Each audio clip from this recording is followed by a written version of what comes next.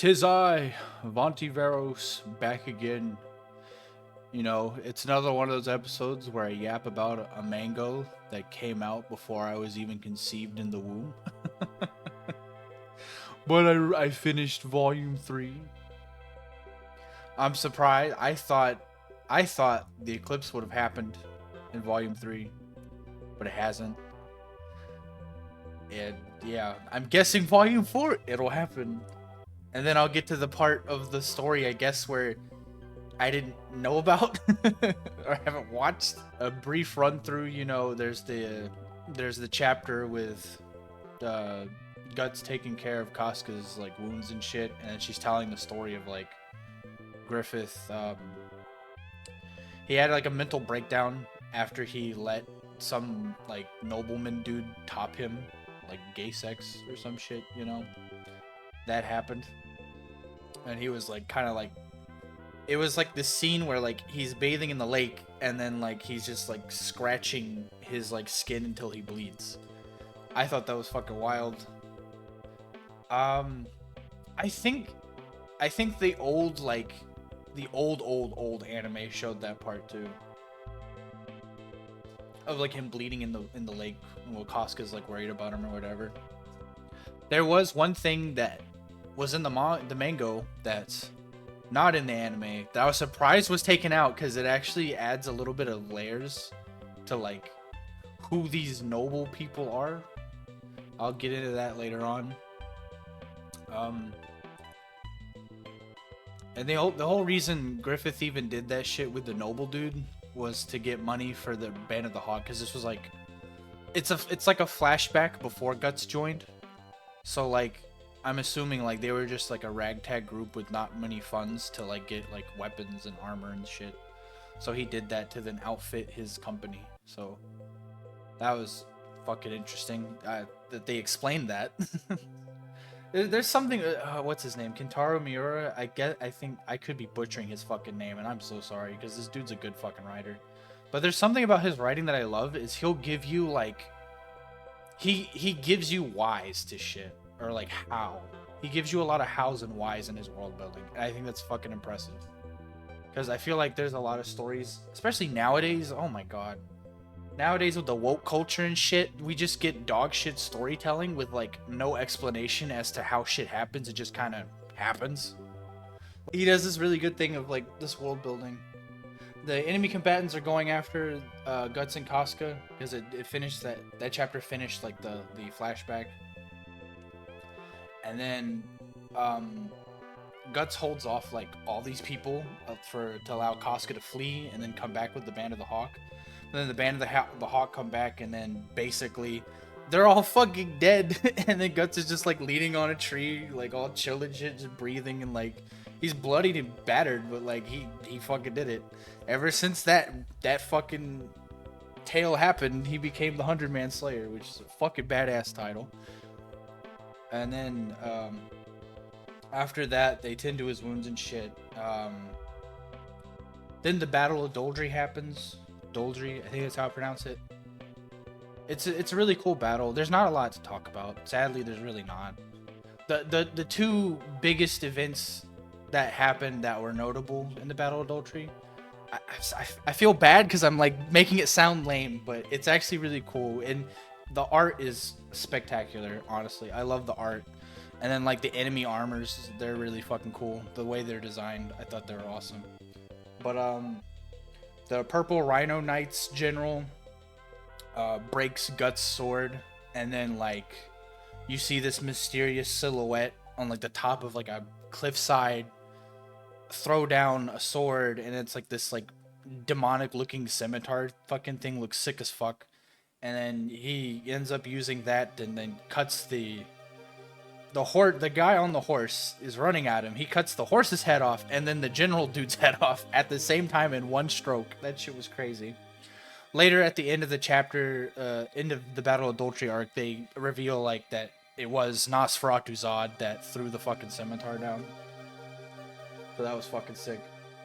The other cool thing was how they won the battle, because there's another thing that's not really explained, but it's like benefit of a doubt, kind of like somehow Griffith knew, that nobleman that he basically bottomed for.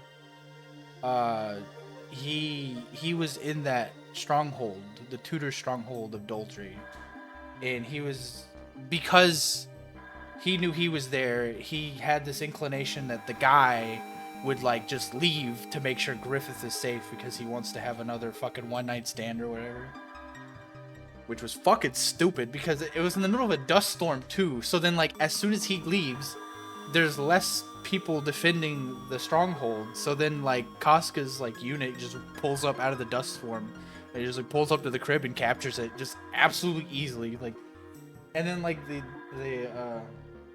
add-on dude, the guy that was injured by guts or whatever, he was in the dungeon and came out or something like that. And he tried to put up a fight, but failed miserably. But they captured it. It was something that was everyone, all the military generals of, I think the land is called Midgard. They thought it was impossible, but Griffith did the impossible. But yeah. Then, oh yeah, this is the part that I was talking about. The anime completely left this part out. And I don't know why, because it's really good. It's a really good story because it gives you more world building and in depth of like who these characters are. And it makes the manga feel so much better than the actual anime. It really does. But basically, to get into it, the Queen of Midgard this whole time actually was having like multiple flings with the Count Julius. Remember that fucking dude? Yeah, they was fucking. And that's crazy because she's the queen and the king, whatever. And her excuse... Oh, where did I write it down? Oh, yeah. Her excuse basically was like, the king was so bogged down in his work about, like, dealing with the tidings and court bullshit of, managing this 100-year war. I didn't know that they were fucking Midgard and fucking Tudor. Apparently there was like 100 years fucking war. Didn't know about it. It spanned like what, 2 or 3 kings? I think the book said that. I vaguely remember. There was a lot that happened in this thing, dude. There's a lot that happened in this fucking volume. It's just like, it's hard to remember all of it.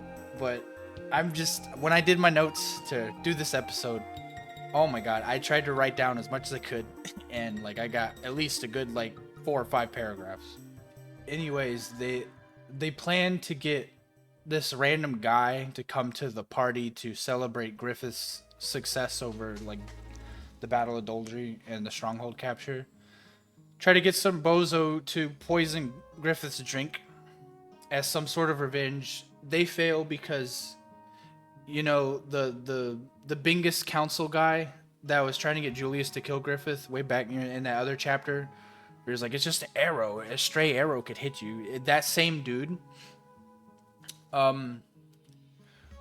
Griffith somehow like chalked him up as suspect number 1 when they had like that fucking standoff where there was like, he was suspecting that he had something to do with Julius's death or something, but he kind of felt some kind of way about it. They had like the standoff where he was staring into his eyes. The mango drew it like, they like over dramatized it, but it was cool. It felt like a JoJo's panel with like the eyes staring and shit. But I didn't know that was going to relate to what ends up happening, where Griffith has this plan where he basically gets like some other fucking burglars or whatever, bandits, to kidnap this the council guy. I don't remember his name, I just call him Bingus. They kidnap Bingus's child.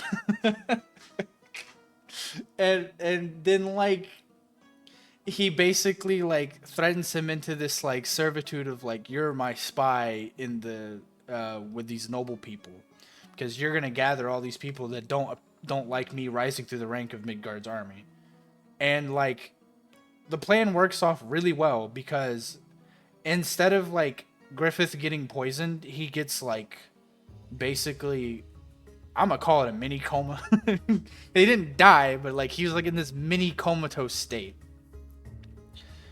And they all do this, and then they all gather together, including the queen and the other council members that are like against Griffith and want to like see an end to him.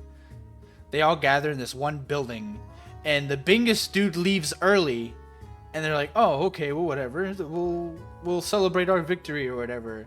And then like, meanwhile, Griffith's just standing outside of the fucking building. The building starts to turn on fire. They're blocked in. They're panicking the fuck out. He looks over the balcony. They see Griffith. They're like, "We thought you were dead." And he's like, "Nope, I planned this all along because I need to get everyone that doesn't like me fucking killed." Don't know why. Griffith is just a fucking menace, bro. I have no like other words. So that was fucking crazy. I swear to God, that was like, the mango likes to draw like these like 6 or 7 characters with the queen. In my imagination, I have a funny feeling in my imagination how I see it. I feel like fucking like 40 or 50 people died that night. There was like 40, 50 deaths. I don't think it was just 7 people that didn't like Griffith. I think it was like 80 to 70% of the council members did not like that he was rising through the ranks so fucking fast. But anyway, with that happen, when they die, he like rips this fucking blood oath thing they signed, and then he's like, "Oh, stay in my good graces" or whatever. He's like, "I'll keep my promise." He gives Bingus back his child. Griffith pays. This was fucked up to me. So Griffith pays the burglars for doing the shit, right? And then they like leave, and I guess they don't even get 3 feet away until Guts is just there and kills all of them. But the weirdest part is like, he kills them, and then it's like, "Oh, we'll take the money back." No, don't take the money back. They earned the money. And I was like, what? Then why did you kill him? I guess because the tie up loose ends, he doesn't want anyone knowing of anything, but like, that kind of goes out the window because he trusts Guts. And this is another thing later on, because they do this thing where they reveal a conversation that they didn't have in this chapter. They have it in another chapter. They reveal it. I thought it was interesting. But anyway, back into the storyline of events. Before they go back to the party or whatever, because at this point, the Band of the Hawk thinks Griffith is like died or something. They're all worried about him. But before they get back and reunite with the rest of the band, they have this conversation or this moment where it's like, he asks Guts if he thinks he's cruel, and it's just for Guts to go like, "It's your path to your dream, right? What's with all this shit?" But it's weird that like Griffith like questions it. I thought it was really interesting, especially what I'll tell you later on. But they get together. Guts ends up in the later chapter. He begins to like leave the band because remember, he was like, "Oh, I'm gonna leave," because the whole thing with like what Griffith said really stuck with him. And we have this interesting moment with like Judeo. I don't know if that's how his fucking name's pronounced, but every time I read his name, I read it Judeo in the fucking thing. And then Corcus is there being Corcus as well, mainly just hitting on like the fucking barmaids. And then Corcus basically calls Guts a fucking idiot because they finally made it big, and now Guts wants to leave and go on his own. He's like, "We got this amazing moment." He's like, "We got all of this, but now you just want to go alone. You're kind of like a brat or something." And then we get this moment where Guts explains he's tired of looking up at Griffith just for him to look down on him, and he can't stand it. That's kind of why I went back before I read this. I wrote this. I was referring back to that moment where like he's talking to Charlotte about who a friend is and who his equal is. It all ties into this, and Guts feels like, I guess Guts feels in his mind, how I interpret it, he feels like he has to go out and achieve his own dream and his own goals. And if he doesn't, he just sees Guts as everyone else. He's not really different, Which is also weird. That's another weird point to think about too, because there's also this thing of like, maybe Guts is being like insecure of himself, because at the same time he trusts Guts with a lot of shady shit. And I'll go ahead and say it now, but in this same chapter where they're having this conversation, it is revealed that like Griffith basically told Guts like, I don't want any of the other Band of the Hawk members, you know, knowing about, you know, the shady shit we're doing. We've done like 2 or 3 shady acts so far. And it's because Griffith cares about having this heroic, noble, like, persona. Even though he's not noble born, he's peasant born. I assume he's peasant born. You don't really know for sure. But like, yeah, it's very strange. He keeps up this persona, but then he has to do all this shady shit just to clean up just how terrible the nobles are. And later, it's just Guts and Judeo. Corcus leaves because he's just pissed off because he thinks Guts is fucking stupid, basically. And they talk about Casca, which I thought this was interesting that they brought her up because it goes back to what I said in the last review, where you know how she basically worships Griffith to the point where she can't realize she can't be with him. And he's too busy trying to get with Charlotte to achieve his goal of, you know, trying to own his own kingdom. You know, Griffith's fucking obsessed with that shit. He urges Guts to think about hooking up with Casca, but Guts replies, "Right now, I'm no good to her for her like this." And I thought this was really fucking sad because it was kind of relatable. I feel like a lot of men go through that. Not even like just like heterosexual relationships, but like relationships in general. Like, we talk down on ourselves because we feel like we aren't there yet. It's always, we're not there yet. And it's just seeing Guts kind of be like that. I was like, oh man, this is so sad, but it's so fucking relatable. But anyway, he tries to leave. Griffith tries to duel Guts, but this time Guts wins. And then like we walk away, and then we see Griffith look more defeated than ever before. Like, this dude looked instantly depressed when he lost the duel. And then interestingly, the next chapter, Skull Knight appears in the fucking woods. Wasn't expecting him to show up that fucking early. I didn't remember if he did or didn't. But he does. And he talks about the prophecy and stuff like that, and then like being fulfilled, and then something about Guts being a struggler. Once again, I'm vaguely remembering this. I didn't write this down. Basically, when I wrote the script for this, I took the main key points of each chapter. I wanted to make sure I discussed those. Griffith sneaks into Charlotte's chambers to clap them cheeks and wake up early as fuck to have a mental breakdown. You know that thing where he clawed himself until he bled? He didn't do it excessively as like the flashback we had with Casca, but like he did it like a little bit before he left. I think what it's signifying, from what I'm understanding, I hope I'm understanding it right in the terms that the writer was trying to portray this. It kind of felt like Griffith doesn't know how to handle defeat very well. And like, because this one thing about Griffith's character, he wants to like dominate, he wants to make sure everything goes as planned.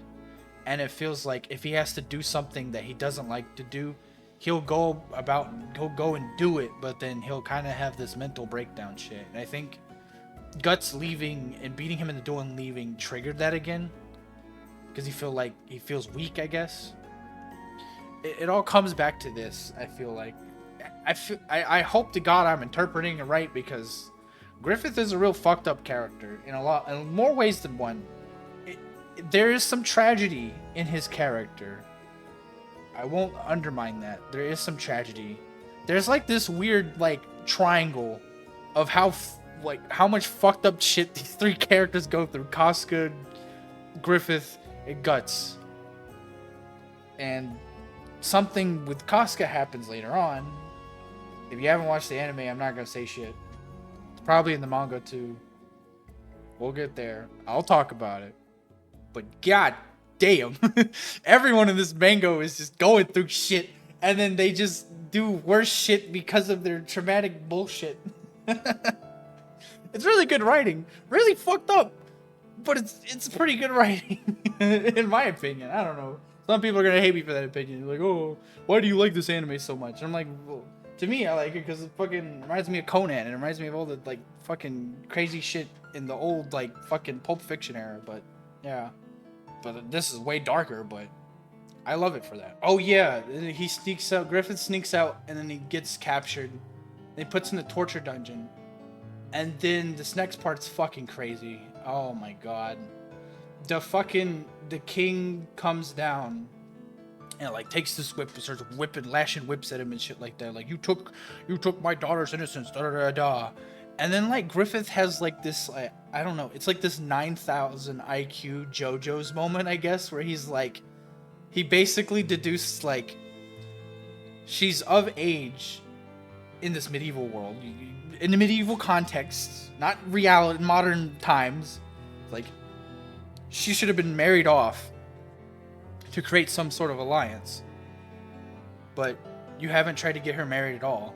And when I was reading Griffith's dialogue with this, I was thinking about it too. I was like, wait, this makes no fucking sense, because if it's a medieval fantasy, a dark fantasy, or I'm putting myself in that headspace of like what fucking weird shit happened. You have this 100 years war. You're Midgard. You have this 100 years fucking war with Tudor. You would think you would marry off your daughter to create some sort of alliance with Tudor and like chalk up boundaries and have some kind of peace or armistice or insert whatever the fuck here. You think you would do that, but he doesn't do that. It's fucking stupid. And he's basically like, you never tried to marry her off because the dad, you're into her or something, you know. Maybe he's a little too into his daughter, and later it gets proven true, which I thought was fucking disgusting.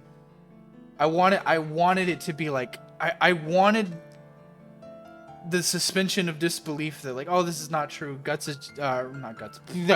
Griffith is just making shit up, right? Benefit of it, I was like, maybe this is a wild accusation, but then like, oh my god, the fucking in the end of that I swear it was the end of that chapter too. He starts trying to come on to his daughter, and it was fucking creepy as fuck. Oh my god, dude, shit was crazy, man. I was like, well, now we know why they're in 100 fucking year war. Jesus Christ. And the worst thing about it, he has a wife. He's married. There's the fucking queen. But like, it makes no sense, but it's fucking wild. Oh my god. But Volume 3 ends with the 2 chapters that take place a year after, you know, Griffith is tortured. Basically, within that time, like right after Griffith got captured, the Band of the Hawk gets run off by the Midgard army, and they're like shooting arrows and shit. Casca, being an OG absolute waifu material, she takes the lead of the Band of the Hawk and just fucking like gets them out. They do like this one like push through the army and then make it like just break for it. Fucking, I don't know, man. Maybe it tells me too much of my type, but fucking Casca's wife material, honestly, that's crazy. And she's had such a commanding presence too with the Band of the Hawk, so I like that it's written that way, and that she does become the leader after Griffith's captured, because it cohesively makes sense with how we've seen her. So I really appreciated that. But during this time, Guts has already left. A year later, he goes into this tournament thing, and it's interesting because I think Guts has this goal of being like the strongest swordsman. He doesn't say it, but the fact that like, I'm assuming this isn't his first tournament that he's done for a festival and like beat the guys there. So I kind of felt like he felt like Zoro in a sense, where he's trying to be the best of the best, the strongest or whatever. I thought that was cool. In that he beats some dude, there's this noble that's hosting the festival and tells him about some woman in the Band of the Hawk. And he's like, no fucking way. It's like, are you serious? He goes over. The guy that Guts beats in the tournament goes to hunts down the Band of the Hawk, and Casca specifically, because I guess that guy's trying to test his strength too. And by the way, the weapons he uses are cool, and it's like, I guess he's supposed to be a character of like a distant land because he has the chakrams he's throwing, and then there's like I don't know the name of this set of weapons, but they're so fucking cool. They're like things you hold onto your hands, but they have blades that come out like where your knuckles are pointed. When you close your hand into a fist, there's like blades that come out. Basically, If you played Soul Calibur and you see Valdo, that weird fucking character Valdo, those fucking things, he uses those shits. I thought was fucking cool. And then later, like, he's like, oh, you beat me in the tournament before, because Guts, you know, he goes to rescue the band of the Hawk and Casca. And he pulls out this thing with, like, it's like sheets of metal, but there's like 5 of them, and they're sharp, and they're like whips. He has like 2 of those and tries to beat him, but Guts just like runs through the shit and just fucking beats him with it. Because he's like, oh, you're not really dodging, you just come straight at me. I'm like, dude, Guts doesn't give a fuck. He's gonna just run through and kill you. Like, he has no regard. That event happens. Him and his units disband, or like flee or whatever, after Guts beats him. And then, like, literally the volume ends with, like, Casca and Guts have a moment where she explains Griffith was basically broken after Guts left. Then they proceed to have their weird tense... the tension has been building that they would get together, and they finally have sexy time until Guts has a mental breakdown about his past with the whole... If you remember back in Volume 1, the Donovan shit... Or, no, it wasn't Volume 1. What the fuck am I talking about? The last volume. Volume 2. Shit, my brain's everywhere. Donovan happening, and then the Gambino shit, and how he didn't mean to kill Gambino, and, like... It's weird because the way the dialogue's written, he's not directly telling Casca about it. He's just, like, reliving the memories and then, like, apologizing. Which is fucking crazy. Man... You see what I'm saying? These 3 characters have this weird fucking triangle of just traumatic bullshit, and it coalesces into how they go about life. They're so fucking traumatized that they have, like, Guts acts this way about it. He's very strong, bullheaded. He's gonna go for it, doesn't give a fuck. And he's very, like, brazen about his shit. And then Griffith is more of, like, this fucking sadistic fucking... not manipulator, but, like, he uses his charisma to gain power, and then he like, psychopathically just fucking makes sure shit happens. No matter how dirty he's got to get, Griffith will fucking do it.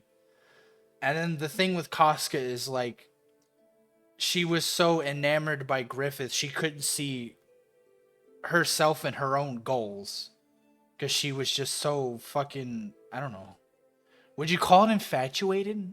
Maybe I'll use the word infatuated. Because that was one thing I noticed about Casca in the last volume. And this volume kind of solidified it for me, that she didn't see herself in any other way except, like, if she couldn't be Griffith's woman, she was going to be his sword. And she even, I think she says that in this volume too. I finished reading it yesterday and typed the script, and now I'm recording it, but oh man, it was something interesting. And then now seeing her finally break out of that is so fucking good. But yeah, I'm gonna leave this video here. I tried to keep it short. I felt like the last one went on too long, but yeah. As always, keep your blades sharp, keep your mind sharper. Peace.